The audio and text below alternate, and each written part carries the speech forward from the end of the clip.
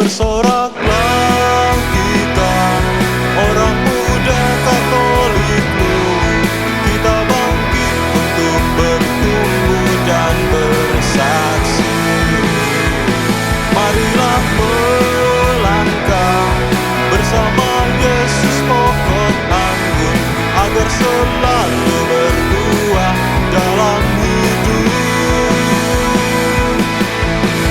Berkatnya menyertai kita.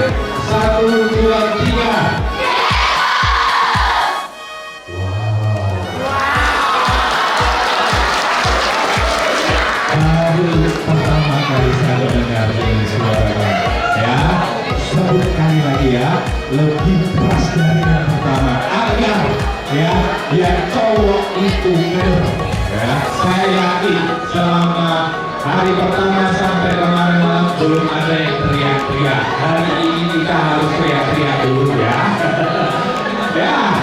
Cowok ya, saya mau dengar suara cowok, jangan kalah sama suara cewek. Oke, 1, 2, 3.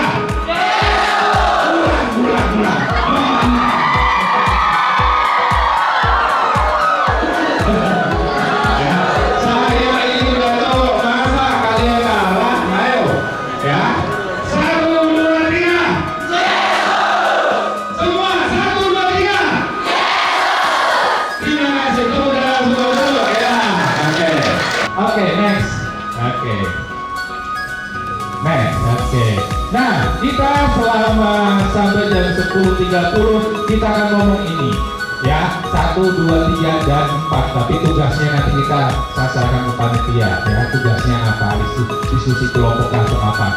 Ngomong-ngomong diskusi kelompoknya asik.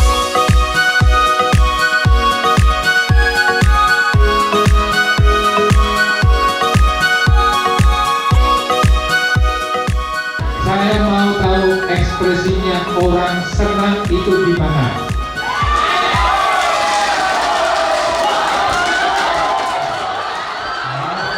Oke, kita lihat siapa pemenangnya. Salawat atau salawat, Pak?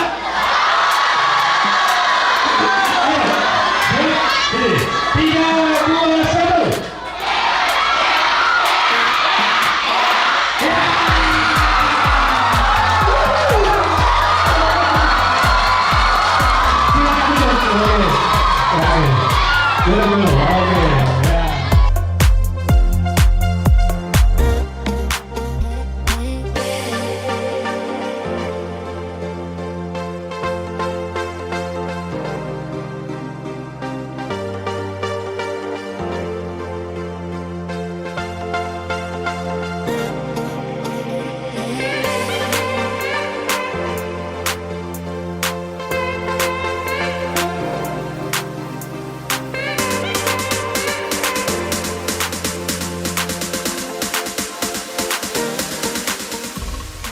Kita baca sama-sama. Yosua 1 ayat 9. 1, 2, 3.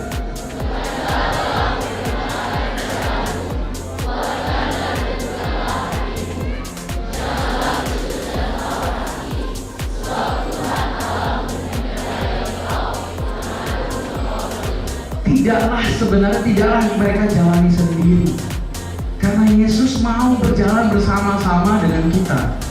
Tuhan selalu menyertai kita dalam tantangan-tantangan kita. Di awal tadi aku bertanya, kenapa meskipun Tuhan baik, kita juga masih mengalami penderitaan? Tokoh agama, ketua-ketua agama untuk datang di kediamannya, bukan sekedar kumpul, tapi tidak juga sekedar makan. Dia ingin suatu saat ketika saya tidak ada, dengan bapakmu dan saudaramu bernama Yohanes Mubak, tolong rawat persatuan kerukunan umat ini. Oh, kita mau menangis semua. Dan kegiatan-kegiatan di forum, jadi SKP Menteri 9 nomor 98 tahun 2006 itu namanya FKUB. Angkat tangan yang tahu kepanjangan. Luar biasa. Tepuk tangan dulu. Berdiri nak berdiri. Bagi satu kaki sudah tahu seperti ini. Tepuk tangan dulu. Ya, pertanyaannya Saya ingin bertanya kepada Pak Ustadz tentang singkat saja untuk semua ya. Timur, di mana di Indonesia ini sering terjadi diskriminasi.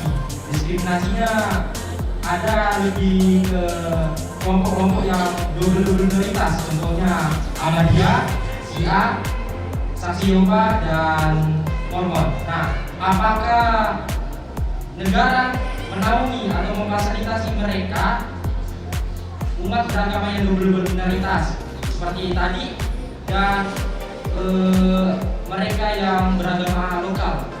Oke, Dan baik. terima kasih. Baru Pak Pendeta. Baik, ini jebakan Batman dari Pak Ustadz. Harus anak muda. Saya kira itu bentuk kasih sayang orang tua kepada anak muda. Terkait soal pertanyaan tadi, bagaimana diskriminasi itu, saya kira Gus Durian tidak lagi panjang lebar bicara itu, karena di jaringan Gus Durian ada yang Kristen bergabung dengan jaringan Gus Durian, ada yang bergabung dengan jaringan Gus Durian, ada yang aliran kepercayaan bergabung dengan jaringan Gus Durian. Makanya kalau jaringan Gus Durian ditanya bagaimana merawat Indonesia, ayo masuk jaringan Gus Durian. Ya, soal apa namanya, saya kira falsafah Indonesia sudah jelas, Pancasila dari 1 sampai 5. Kalau dulu orang bilang tidak pernah berubah, salah. Pancasila dari ayat 1 sampai 5 itu pernah berubah. Yang berubah mana? Ayat pertama. Dulu kewajiban menjalankan syariat Islam kepada pemeluknya. 7 kata itu dirembukan oleh agama Islam menjadi ketuhanan yang Maha Esa. Jadi Indonesia adalah negara moderasi karena falsafah Pancasila yang paling pertama adalah ketuhanan yang Maha Esa. Apapun nama Tuhannya, ada yang Allah, Allah Ta'ala, Dewata Sewai, Yesus Kristus, dan lain-lain sebagainya. Saya kira itu jawaban kami. Kurang lebihnya mohon dimaafkan. Assalamualaikum warahmatullahi wabarakatuh. Dan itu tadi Islam yang diajarkan oleh Gus Dur dan jaringan Gus Dur adalah Islam yang ramah dan tidak marah. Ya, Islam buat seminar kamu ikhwan setan. Sesungguhnya yang berlebihan itu adalah mubasir, dan yang mubasir itu lebih dekat kepada syaitan yang tertutup. Ya, kira-kira begitu. Saya kira seperti yang disampaikan tadi pandangan dari Gus Durian. Jadi sebenarnya Indonesia ini adalah negara yang multi, ya, multi kultur, multi ras, multi agama dan seterusnya. Kalau contoh tadi seperti apa namanya Ahmadiyah, ya, bagaimana kedudukannya itu? Sebenarnya umat Islam menghargai itu Ahmadiyah jika, nah itu sebenarnya jika dia mengambil suatu prinsip yang tidak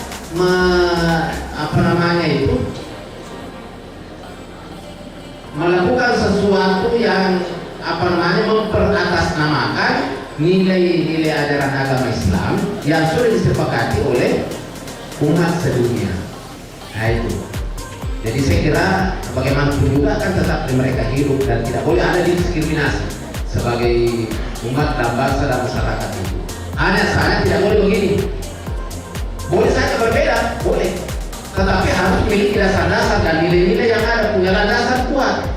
Seperti di sini kalau sebentar ada ibadah, sebentar ibadah malam, tiba-tiba ada 5 orang kelompok dia cara beribadah begini. Terus dia bilang, kenapa begitu? Tidak boleh, kita kan cara tersendiri harus dihargai loh. Kita punya cara beribadah, tidak boleh. Karena itu punya nilai-nilai dasar berdasarkan Alkitab, kitab suci masing-masing yang sudah diajarkan. Nah, jadi saya kira itu apa yang disampaikan tadi. Kemudian sebelum saya akhiri, saya mau sampaikan kepada anak sekalian. Jangan korbankan iman karena toleransi. Dan jangan korbankan toleransi karena iman.